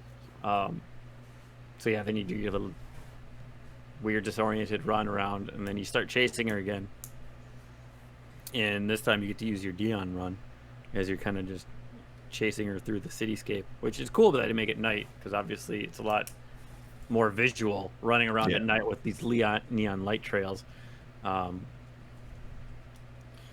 So you just keep running, chasing her around. The sequence went on too long, by the way. Yeah, it did. The running was a lot, sure. and I have a problem with that later too when you're doing one with her, and it's like you follow my little step. Yeah, follow these signs that I put all over the place. Like, oh my god. Yeah, you get to the one and you look back and like, wait, did I come from there? Yes, yeah, it happens so many times. Here. It's like, did I just go back to that one? No, wait, that can't be right. So you end up on this huge building with it's got like neon lights running all up the side, and like, aha, I finally got you. And she just kind of gives a stupid smile, and then you crash through the roof into this weird place that obviously she just has neon signs stored in. Yeah. Like, I'm just gonna have a bunch of neon signs here. When you get hungry, I mean, come on. I need to feed. Give me the lights. You eat neon. So yeah, then you start chasing her around. This is like, I guess, your little boss fight. I like this part a lot, especially as you drain all the signs and it's like almost pitch black. Yes. And then you just see her like shoot her neon blast through the darkness. Really cool. Yeah, and then as she runs, you're just like chasing the trails and trying to like just hit it. Yep. Yeah, so you have your little fight. You're running around draining all the signs. You eventually get her down, and big explosion. Talking about, oh, you don't want to fight. You just want to talk to her, and then you grab her again, and this is the time you get the big memory blip and find out more about her. How when she was little and she developed these powers, her parents actually turned her into the government, even though they knew what they were doing to these kids. They're like, oh no, take them. And then it was her brother that actually saved her, grabbed her, packed their bags, and they just ran. So then they were just living on the streets until they met these like dealers who just obviously just got them hooked and strung out. So as they're just like, going from drugs to drugs, she's like, at some points I think they make it seem like they got so strung out, and she thought that her brother stole her stash. Yeah. And got in an argument, and that's when she just shoots the freaking neon bolt through his chest into that wall. And then that's how the DUP ends up finding her. But then, since we were talking about Hank, how he got tortured, they actually taught her how to use her powers, taught her how to fight, how to shoot. And they seem to be a little nicer to her. As nice as they would be. Not as torturous, which we will probably find out when we play the DLC, First Light, because I think that goes into that part. I don't know, as I haven't played it, but it's about fetch, so I assume that's what it is. Yeah, and you find out all, like, her whole history with Augustine and stuff, which it doesn't go into a great deal about those, but the important stuff is you find out about her and her brother. And then you wake up after this little blip, and of course Reggie's there because he tracks your phone, apparently. I don't know. I don't know. Because he shows up and wakes you up and said, you did good. And he's like, I know just where to put her. In a place where the DUP can't get her and something else. And here we come up to choice again. Yep. So this choice is corrupt fetch or whatever you guys did. What was the choice for the good side there? Redeem, Tyler? fetch. Yeah, it's redeem. Redeem. And did you redeem her? What I what got happens in her. this whole exchange? When you redeem her, he basically just like tells Reggie like, "Hey, she could help us. We could have her work with us to help, Yeah. take down Augustine." He says- He's like, tells, go ahead, you take it. He basically just says, "I'll take responsibility for whatever she does, and I'll help her Yep. see the right Yep. way." Yep, I'll train her, I think is what he says, something Yeah. along those lines. Even though she knows more about it than he does at this point. Yeah, again, it makes Yeah, no Delson's sense. gonna train her to be a good guy. Good guy Delson over here. Yeah, who is the rebel? Because on the bad side, he tells Reggie, he's like, well, she's just killing drug dealers, and he's like, it's murder, and he's like, she belongs in a cage. You grab Reggie's arm and pull it away. He's like, she's a conduit. I make the decisions. We don't make the decisions. You don't make the decisions. She's a conduit. I make the decisions. And you can feel like this is like that wedge again coming in between the brothers. Hey, he threatens to break his nose. Oh, I must have. Yeah, I missed that. remember him threatening to break his nose. I'm like, oh, that seems Jesus. like a step. Like, okay. I just remember how violently he grabbed his arm and like just Yeah. pulled it away and like twisted it. Yeah, he says, I'd hate to break that handsome nose of yours. Oh, Or something like that. Oh my god. maybe I thought he was talking about his pitching arm again. I don't know. Yeah. So yeah, so I chose corrupt. Obviously, Stubbs, you corrupted her as well. Yeah. Yeah. As we are leaving, he's like, he just wants to talk to Fetch. So then it goes like fade to black. You get out. Reggie calls you. You apologize to Reggie for what happened. You're like, I just wanted to talk to her. I didn't. That's not how things were supposed to be going, but that's what it is at that point anyway. As you go along, this is where you start. Like after he calls you, and you start to go find those core relays to learn more about the get your new abilities for your neon powers. So I think this is one of those ones where you're kind of chasing her around. Mhm. Yep. Because Reggie's telling you where they are, and then you're just kind of following. I think you race at one point. Maybe that's later. But Yeah, and then she's she with starts you. marking all the territories, like, just follow Yeah. these, I'll lead you to them. Yeah. Yeah. So Hey. go ahead. You're also at this point, like, doing either some good or evil things with her. Yeah. I don't remember what you're doing on the good side, but, like, we're taking out some protesters at the same time. Yeah. Yeah. We're Wow, killing I don't both even of them. remember. I mean, we I think we're subdued just some drug fighting dealers. DUP agents, right? Oh yeah. We fought some That's DUP agents and we subdued some drug dealers. She kills some drug Yeah. dealers at the beginning of the Okay. mission, but then Yep. she Yep. you're right. graduates to only subduing them. Yep. Yeah. There you go. Yeah, because you don't get the headshot and the leg shot right away. No. So basically, in the beginning, you have the run and you have your straight shot. So then the first power you unlock is the that head critical or the subdue, the feet one. Yep. Which is I so had- helpful. Oh my god. This makes combat really so good. much easier. It's very Yeah, nice. just the glowing like area that you shoot him in the head. Or Yeah, because on expert, it's like I'm gonna get my ass kicked because I'm trying to get the platinum right, and all you have to do is just shoot him in the leg. That's it. Boom, done, over with. See, Before, I like, accidentally shot him in the leg, and then I have to go up and shoot him in the head while they're on the ground well, with the smoke powers. because I can redeem myself that way. Well, that's the thing too. Is like with the leg target, the target is huge, and like with the smoke powers, all you can do is shoot him in the head to get him to cough. But then you have to run up. Excuse me, and then you have to run up and then try to subdue them. But then while you're running up, somebody else will be like shooting at you or something. Like you had to leave cover to get the subdue. Where it's Yeah. like this, you can do it from long range.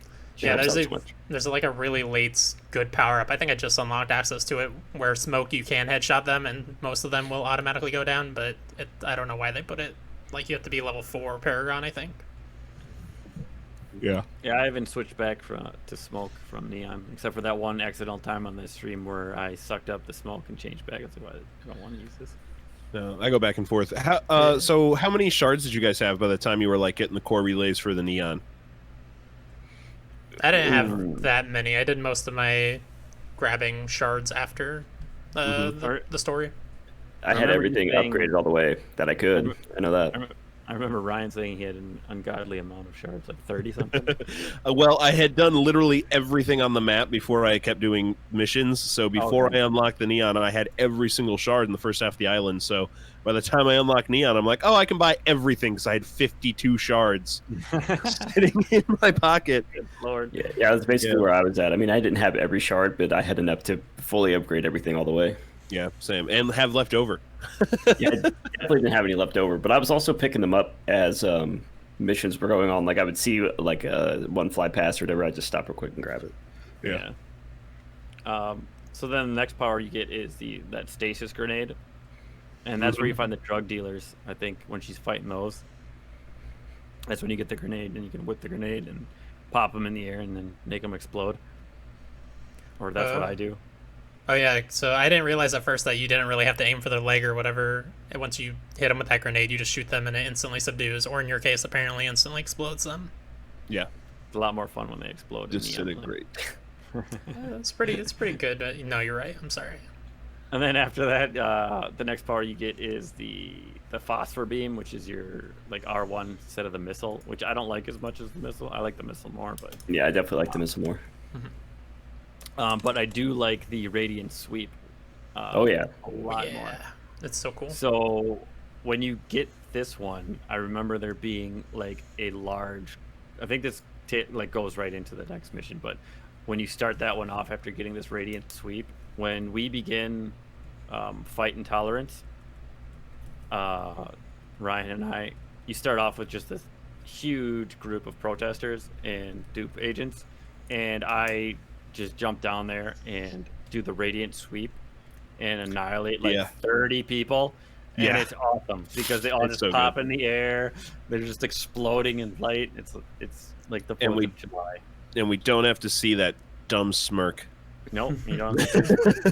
no, the Just animation like for that one too is just so cool looking. Just how Yeah. everything floats up in the air around you when you have an idea of like what is going to be attacked when he does like the phase in. Okay, I think my so- favorite part about that's the sound effect. Yes. just Pew, so pew, pew, good. pew, pew, pew, pew, pew. As he's just. Sounds exactly like Yeah. that. I actually just played the sound effect for you guys. Yeah. Wait, that wasn't the game? Oh, Yeah, it was the game. Totally. It was exactly. I gotta go shut my PlayStation off. I'll be right back. So for Ryan and I, for fight intolerance, we have to basically we go from group to group, hunting down protesters, trying to find the head guy. What does the good side do at this point? You wanna take So it? in this one, you're working with Fetch to take down some drug dealers who are bringing in drug shipments on houseboats, and you are going. She's giving you like relay information over like a headset or whatever, or through your phone, whatever crap. And you go through, and she has them all marked, and you go through and take all the drug dealers out, take the drugs, and then some of them you have to free prostitutes that were being used as bait inside of the houseboats, and that's Yeah. pretty much it. And then afterwards, you bang it out.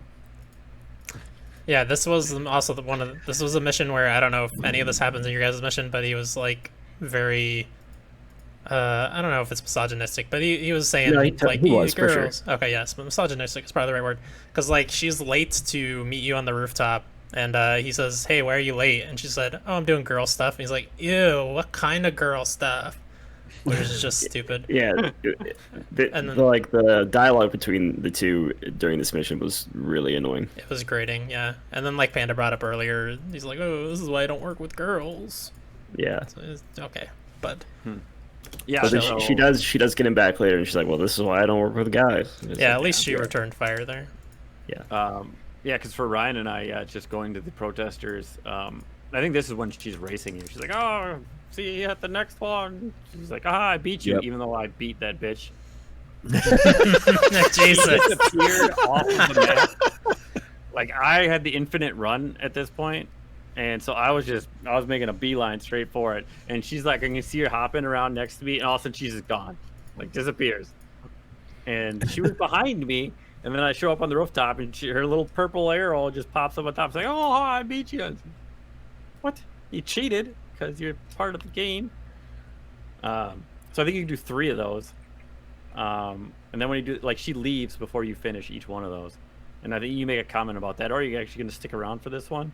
Like, I think when you make it to the end. So the end, you go through this tunnel. And in this tunnel is just DUP and civilians running, like, all over the place. And there's, like, tiny little tunnel. And, of course, it's evil. So you just blast all of them. Like, it's a full on. I think I used that Radiant Sweep 4 times in this tunnel and destroyed everything. Because when you pop those people up and it just blows all the cars up, because I don't know, it's super fun. Yeah. And then you get to the end and there's like concrete blocking the end of this tunnel and magically a hole appears. And she's like, she says, they don't know what they're in for. And like Delson walks out. She's like, just walk out, it'll be fine. And you're like, I don't understand what's about to happen. So he's like walking out with his hands up. He's like, oh no, I give up. And you see her doing her little trails, like hopping behind the police. I'm like, oh, she's gonna do something. And then he just puts his hands down. He's like, what's happening? I'm like, oh, I'm controlling it now. I need you to sit down because you get Radiant Sweep right away. So you take out like the first wave of DUP, and then you're like, you ask her like, what do we do now? She's like, fight? Because she had no plan. So basically you fight these guys off, and of course she disappears again. So when you're finished, she's like, oh, I gotta go check on a package. So you go to where she is, and this package is like one of the lead protesters, I think is who he's supposed to be. And she's got him set up in front of a camera. And so she's like giving her like big speech of like, you know, I don't remember what she says. What is her sign? Is she Sagittarius? She tells 2 things about herself. She tells what her sign is, and that she's never killed I'm a Pisces, maybe? someone. Yeah, it could have been. I'm a Pisces, so yeah. She's like, I'm a Pisces, and then I've never killed anyone that didn't deserve it. And then she just shoots one of those neon blades through his chest, and she's like, and I still haven't. And then she goes on a rant, and she's like, you know how conduits are being treated, and she's like, you know, there's a lot of people that have a problem. Maybe you're the problem. And then she like smacks the camera onto the ground, and she's like super excited about it. And this is when she gets all horned up. And she's like, oh, I'm so jacked up. Oh, I gotta go do something. And like Dawson starts saying, well, he's like, well, there's lots more protesters. And as he's saying that, she's like, you want to hook up? And he's like, yep. Let's go hook up. And she just like jumps on top of him. And he's like, should we go somewhere else where there's not like bodies and blood and cops coming to get us for foreplay? And she's like, foreplay is for the weak. And that's fades to black. Yeah, in the good version, Trash the Stash, you like chase a truck full of drugs down to an alleyway and kill a few guys that are sitting there, but it's not like a big fight with a bunch of DUP or anything like that. And then they're like kind of flirty with each other, and like it's like a sweet flirty, like it's not even completely implied that they've boned. Yeah, it's more like romantic, but I mean, they're kind of flirting, whatever, but then it like cuts to black and then comes back, and it's kind of implied that they hook up. Yeah, there's some dialogue that's like implies that they spent the night in the same place. Yeah, I don't remember it. In the bad one, when she calls the night after, she's like, sorry about shooting those lasers off at the end there. It's been a while. Yeah. So you definitely know they hooked up. Like, it's straight on, like, animalistic in the evil place. You like, she jumps on top of him. Like, legs wrapped around him, arms around him. Heavy-handed would be an understatement. Do you think it was too much, or do you think it was like it worked? It makes sense. I mean, I don't know that it would fly in a game now, really. Yeah. I think people are just tired of bad romance, like forced quick romance. Yeah, damn it, Mass Effect. Mass Effect did this to us. Yep. So another thing about that phone call at the end, though, The one quote I pulled from it is Fetch saying, "We need to live fast and die young," and Delson replies, "No, we're both living through this." Yeah, like she doesn't want, like she just wants to have fun and Yeah. just to piece them out. I don't want to prolong this. So yeah, that takes us to the end of our story beats for the first half of Infamous. Anything you guys want to bring up sidewise? I mean, there's a lot of like the audio log grabbing. We all know how much we hate getting the undercover DUP agent. It's a pain in the ass. That's honestly my only like really disliked world activity. Yeah. Is the DUP agent. Yeah, the other stuff's not bad. Pulling the phone out and trying to find the little audio logs. That's not bad. The camera ones can be a little iffy at times, but it's not hard. What else? But yeah, like the Seeker agent missions, to be clear, they would not be that bad. Like, I like seeing the little picture of the guy and looking for him, but the second you get a good enough look at him to be like, oh yeah, that's my guy, he just starts disappearing through walls and shit. Yep. So the bonus being the evil is as soon as I get in the area, I just start fucking launching rockets at everybody. Oh my god, you're a monster. So I have killed the guy before I've even known where he is, just because the rocket hit him, and I'm like, oh sweet, that was easy. So it wasn't as much of a problem. I just know you guys had some problem, and on the stream I had that one problem. That guy led me into a bunch of drug dealers and just disappeared. It's like, where the hell did he go? Yeah, I didn't do any of those side missions at all. I just skipped right over them. Oh yeah, well, I mean, none of them are necessary. Like, Yeah. you don't get anything. The audio logs, I think, is the only thing you'd get any information like side content worth. Because it's just a different side. It's isn't that military guy? Which initially, when he starts talking, I'm like, oh, it sounds like Cole. From the first ones, but. Wait, yeah, do you literally not get anything from him? I guess I was just doing them blindly, but you don't get any kind of reward for that? No, the only world activity you really get anything for is, I guess you get like an evil or good swaying with some of the spray paints, but it's just the shards. Yep. Yeah, well, and then That's so you weird. have to do them if you want to do those billboards where you call in, oh my god, this Right. guy's- Right, this that's guy's Yeah, doing but I mean, something that's really good. just if you're going for like trophies or achievements or whatever, you know? I mean, other than that, there's no point in doing them. No, yeah, you can just mainline the story straight through. There's not really anything. But- As opposed to Ghost of Tsushima, where, every little thing gives you something. Yeah. Yes. Yeah. But at this Um, point, they weren't doing like all the they could have easily have done like the cosmetic things, even just getting those. Well, there Yeah. is like a Oh, cool yeah, yeah. cosmetic thing. It's like a tiny little detail that I really like a lot.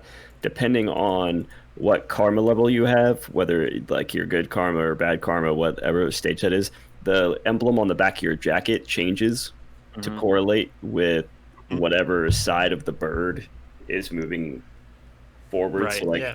on your guys', I'm sure it's that orange bird that's like looks like it's attacking the white one or whatever at this point. Yeah, and on ours, it's like the white one is like attacking the orange one with its talons. It's very cool little touch. Does it affect other emblems if you change the emblem? It does not. The other emblems are always white, because mine's a bunch of bullets hanging on. So you get those by clearing the districts, Tom. Yeah. Oh, Yeah, so Yeah, when you but- do that big billboard mission, that's when you get new vest designs. but you don't even have to do all of them. You only have to get it down to like 30%, which you can do. Oh, just yeah. with UPs, yeah. Yeah. I think I have the T-Rex skull eating the Space Needle is what I have on my vest right now.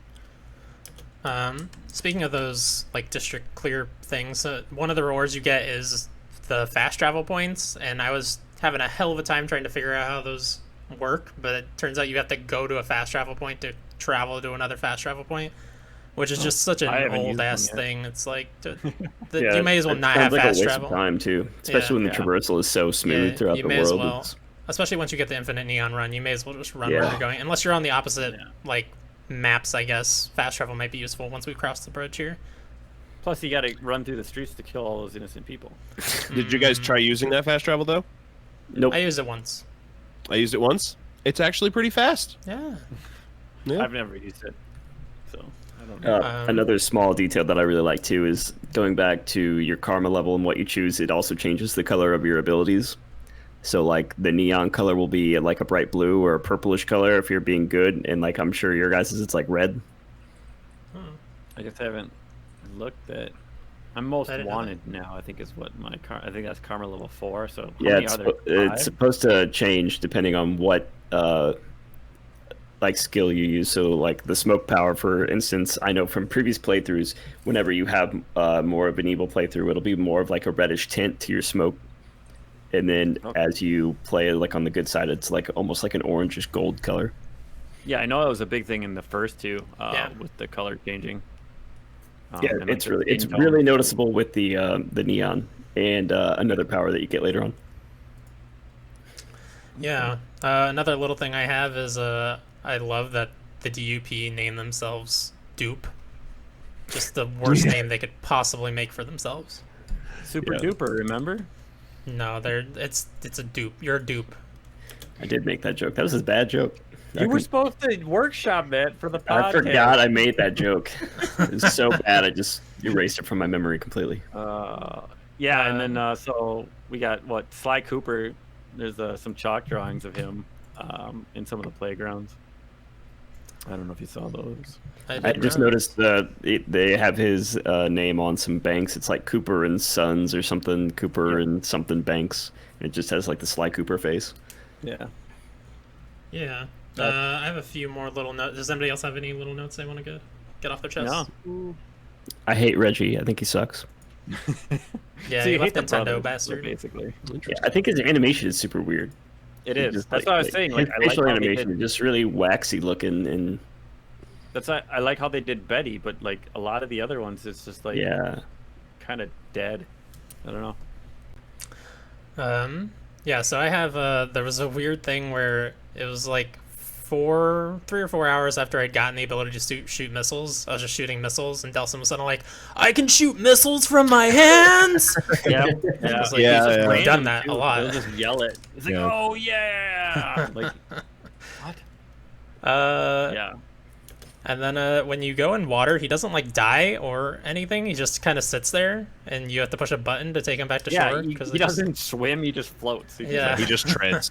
It's so and what's stupid. really weird about that too is like when you start the game off, his like the longhouse is on like the edge of a shoreline, so it's like he never learned how to swim. well, it so makes weird. sense in the first two because you're electric. So if you went in the water, Yeah. you die. But like in this one, it's like, well, you're not stoned right now. You're not sinking to the ground or all the way under or something. Like I don't get it.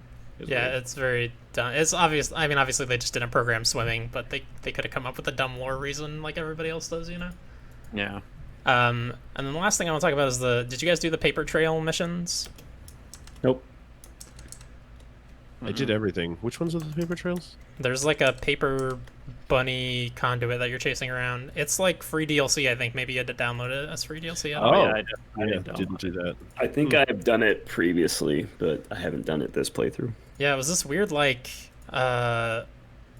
real life in-game kind of mix-up thing where you had to like you did a mission and then it would tell you to go to the website to get like some Yep, I do information remember and like this. a key to go to the next part or whatever.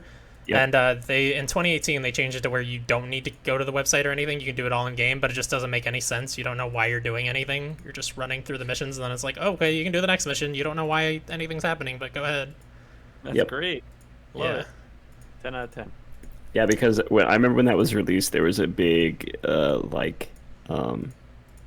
I don't know what would you call it? A rumor, I guess, that they were going to introduce a new power, and it was going to be a paper power. Yeah. But that never Paper ended up Mario! Yeah, I don't think, at least in this first part, you don't actually see them, even like the weird bunny conduit, do anything cool with paper. They like dash around, but it looks just like the Neon Run, but with paper. Yep. And then you end up finding them later on, right? Yeah, you run into them briefly. But like the conduit who's actually making them. Oh, yeah. You chase him around a little bit, but he doesn't do any like attacks or anything, so I don't know what his powers are. Maybe that comes in the second half because it doesn't let you do the entire set of missions here. For this article, going back to what I was saying about it being a rumor from April 23rd, 2014 from IGN. Don't expect paper power in Infamous Second Son. Sadly, it seems paper power isn't one of the rewards for finishing the paper missions. Bullshit. Yeah, I don't even think you really get rewards. It's just like a lore. Yeah. which I mean, it's fine, I guess, if you're super into Infamous lore. Still It's good lore. I mean, it's okay. It's fine. You receive a mask and 4 custom Delson jackets for. Oh yeah, you got that weird bunny mask. Yeah, so Does it show that in cutscenes? Because that would look super dumb, and I'm kind of into that. run, don't walk. Good. Yeah. Anything else anybody's got about Infamous Second Son? How are we feeling about the game? I'm enjoying liking it. it more than I remember and thought I would. Yeah, I wasn't the ever gameplay on still the holds up. It's Yeah. still fun to play. I was never on the like super hate Second Son team, but I was definitely on the this is the weakest Infamous entry Yeah. team. And now like thinking about Infamous 1 in this game, like okay, this is clearly better than the first game, but I think 2 is still the best. Yeah, I think my biggest hang up with this game back then and still now is just how weird the powers are. It's like I want to use fire and ice and lightning, like I did in Infamous 2. Well, it's like smoke and then neon, and I won't spoil the rest of them, but I think it's that's weird what's stuff. cool about it, though, right? It's like it's really non-traditional. So it's Yeah. like, oh, instead of fire, you have smoke. Instead of like typical, you'd have like instead of neon, you'd have like light powers. Be like, oh, they just wield light. They can use light, but it's like, nah, Yeah. we're gonna make this kind of weird and different. It's gonna be neon instead. And then, like, even with Augustine and her like gravel powers, it's not like rock. It's like legit gravel. You know, it's Okay. not or concrete. Sorry. Yeah. So it's like Yeah. when you think of like rock, you think of manipulating all kinds of earth material, but she is just specific to concrete. I just think Yeah. it's really Yeah. it's an interesting way of manipulating these power sets that I think is really cool. I think, yeah, I'm just a basic bitch, as we've discussed, and I just want basic ass elements. Yeah. Well, maybe in the next. You should check out Spellbreak. Yeah. I am playing Spellbreak. By the way, the lightning guy in that is called the Conduit, and I could not think of anything other than Infamous. I bet you they did that on purpose too. Yeah, Must that better have. be a callback. That better be intentional. Yeah. The last thing I want to bring up though is how do you guys feel Sucker Punch has changed from Infamous Second Son to now? I mean, what do you think is, since we just finished the Ghost Dive, what is like the number one thing that sticks out in your mind that they've excelled at? Writing. It's much better. Yeah. I don't think any of the first 3 games, again, I haven't played 1 and 2 in a long time, but I don't remember the stories particularly. I don't think the writing was super strong. And it's definitely recency bias as well, because I just played Ghost. Obviously, I remember everything from that. But Ghost actually, like, moved me emotionally in some parts, and Yeah. Infamous is just a big, dumb comic story. But Yeah, I I haven't really felt anything. I don't know that is what. I don't know. Infamous, I guess, wants you to feel things. That's why they put weight to the decisions. But Yeah. at the same time, I think having a moving story is so much more important to a game like Ghost of Tsushima. And it's more okay to be kind of lax and free and a little more comical in a superhero game like Infamous. Yeah. I don't think the writing in Infamous is bad in any way, shape, or form, but I think the writing for Tsushima is better and fits the world a lot more than because a lot of there is writing here that does feel stilted or a little ham-fisted, and there's some stuff that hasn't aged great. I think Tsushima is going to be a better aging game in its writing. The writing in that game is going to last for a lot longer, if I had to guess. But writing definitely got an upgrade, and animation. Yeah. Yeah. Was another big part where like it was still strong here, but man, they put in a lot more fine work in Tsushima. I think that their world building overall is just leaps and bounds better. Like it's just amazing that, you know, in 6 years they went from creating like this really tight, compact space that is Seattle to this giant sprawling island that is, you know, Tsushima. And like what they were able to fill into Seattle to try to make that work within the boundaries of the game that they were making, and then what they did with Ghost and what they filled that island with to make it fit into that world that they created, because they're so like rooted in that world. And just seeing how like, oh, in Infamous we can go spray paint because that's Stelson's thing, or we could go beat up a protester, or go beat up a drug dealer, or it's just like these tiny little piddly things. But then in Ghost of Tsushima, they completely like stretch it out and make it about like the history of that island and the geography of the island and kind of intertwining everything. It seems like they took like these concepts that they started with here and really just found a way to blend them and meld them together into like one cohesive game. Whereas like I feel like here, like Ryan said, it kind of like feels like stilted at times, not just with the writing, but just with like the layout and how things are like given to you. Yeah, they definitely got better on everything that they were doing. Like it all matured. A lot better. Great word. Yeah, for like sure. they definitely like I don't know where they were at in their careers doing these infamous games, but you can definitely tell like they got good at what they were doing, like better. Yeah, they definitely improved on stuff. Like not that they were really bad to begin with, because I remember some of the storytelling stuff in the original Infamous. Some of those decisions you made actually did feel like you had some weight. Like I haven't felt that in Second Son yet with any of the decisions. Like nothing's been like Yeah. a black and white comparison. It's all kind of just gray at this point. And it's also interesting too when you look at like the character designs and stuff. And I mean, I know they're like completely different games and stuff, but this almost seems like a high schooler's game. Like this game was written by a bunch of like seniors in high school, and then like Ghost of Tsushima was written by like a bunch of adults. Yeah, right. That's what I'm saying. Like I don't know where they graduated and like went to college and got educated and got full-time jobs and are in their careers, and now they're like going at it, and it's really cool to see a studio develop like that, and it makes me excited for what they're going to do in the future. Yeah, 100%. Yeah, another 6 years for the next one, right? And every other game. Yeah.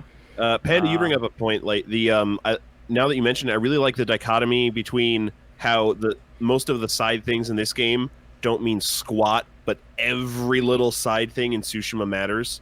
Yeah, exactly. That difference is striking now that I really think about it.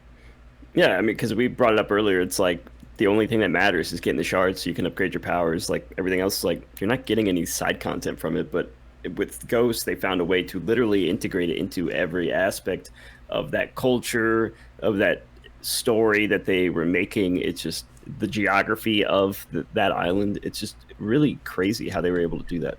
And the gameplay mechanics. Yeah, and the mechanics itself. Well, they also did a lot better in Tsushima about making you care about the island. I think it would have helped them more in Second Son if they made you care more about your tribe. Yeah, maybe that's what they should have done rather than it just like a real hit and miss right in the beginning. Like we're just going to mention this because obviously going into a city like Seattle, in just the way it was going, it's like you don't really feel the need to care about what is happening in the city to these people. Like what happened to you, like your tribe, but it's kind of just written off at that point. Like you don't talk about it a lot.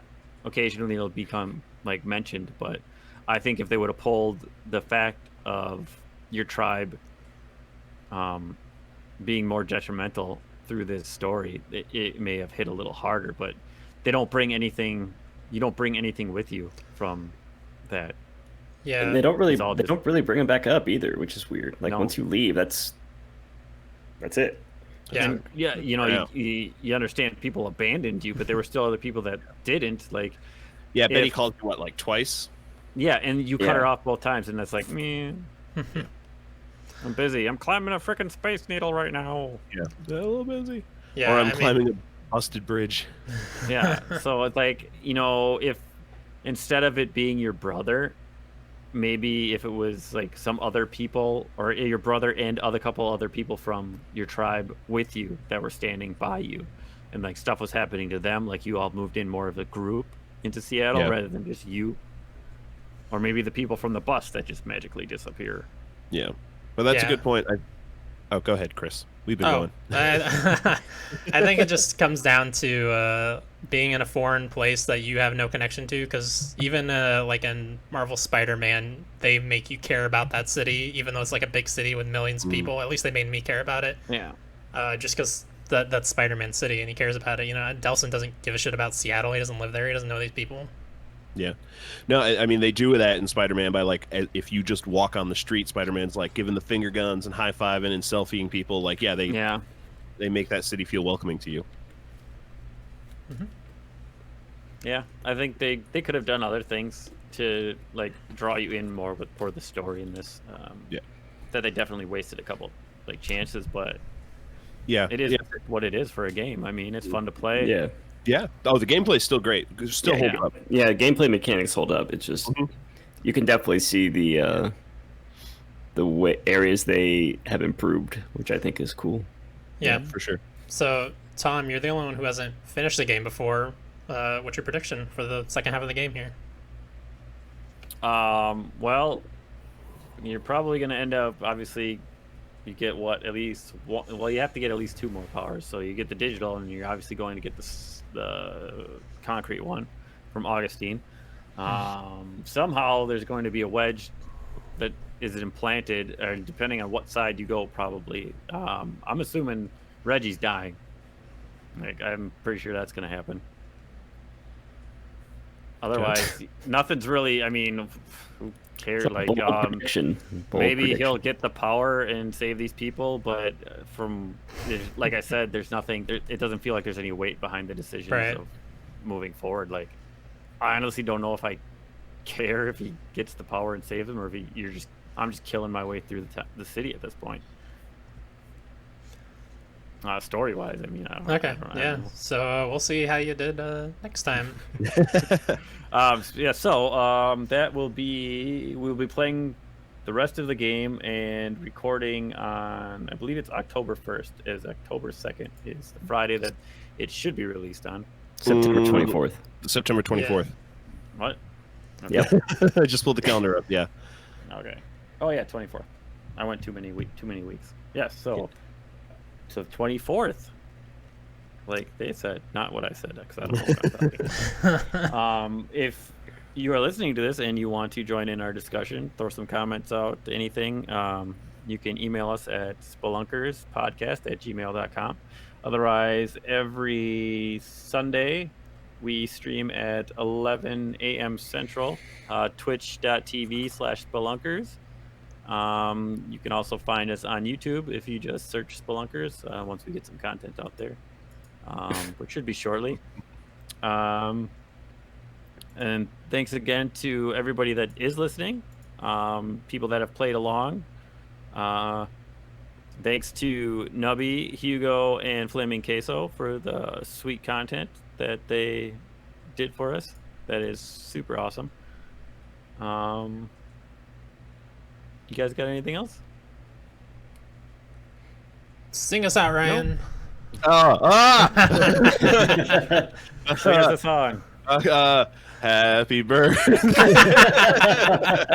I don't think that's gonna work. All right, we'll have to have Chris sing since he's the one that's we'll just take a clip from my Twitch sing, so it'll be great. Yeah, what's that Nirvana song? Heart-shaped box. Yeah, start singing that. But anyway, thanks everybody for listening. We're having a lot of fun, so stay tuned, and we'll have more stuff coming. We randomly stream on Twitch as well. We've been playing Drake Hollow. Some of us, not Ryan, because he is Xbox. And Microsoft doesn't want to release it on PC. But thanks for listening, and we will see you all in 2 weeks. 2 weeks. Bye. Bye. Bye.